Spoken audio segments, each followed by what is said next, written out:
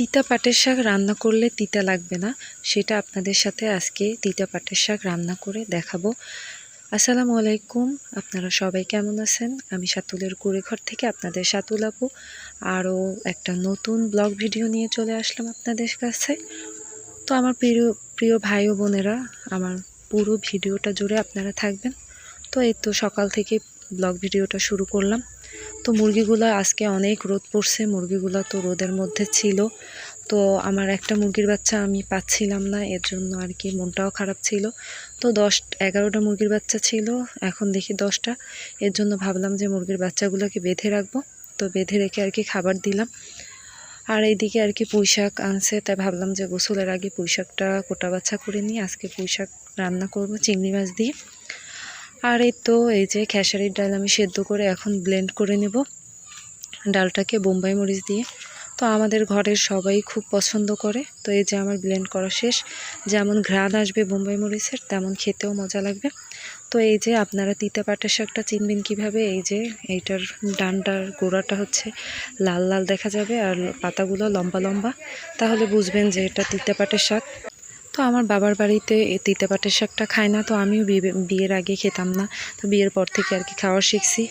তো এই যে ডালটার মধ্যে এখন দিয়ে দেবো একটু পানি আর হলুদ, লবণ, বাস এইগুলাই, এই পর্যন্তই শেষ। ডালটা ভালোভাবে ফুটে আসলে তারপরে শাক দিয়ে দেব, তাহলে হয়ে যাবে। কারণ বেশি নাড়াচাড়া করবেন না, তাহলে শাকটা তিতা তিতা হয়ে যায়।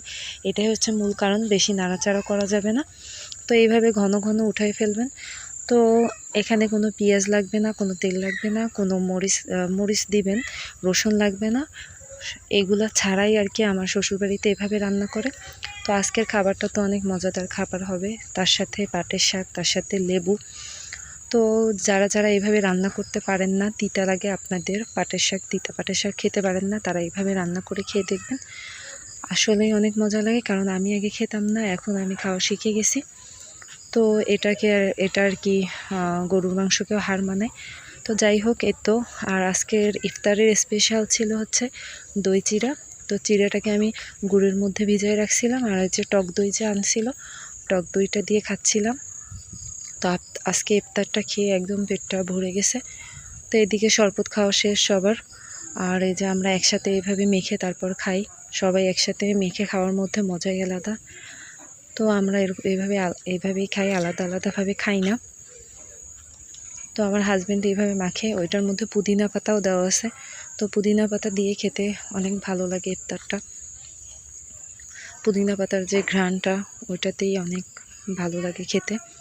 তো আমি আর কি এইভাবে খেয়ে নিচ্ছিলাম, আর ওদিকে মাখতেছিল, তো ওইটাও আর কি পরে খাবো।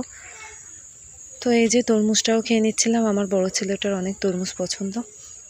তো যাই হোক, আপনারা যে যেখান থেকে আমার ভিডিওটা দেখতেছেন, ভিডিওটা দেখার প্রথমে একটা লাইক করে দিবেন, আর পুরো ভিডিওটা জুড়ে থাকবেন। আর ভিডিওটা ভালো লাগলে সাবস্ক্রাইব করে দিবেন। তো আপনারা সবাই সুস্থ থাকেন, আর রোজার মাসে সবাই ভালো থাকেন। আল্লাহ হাফেজ।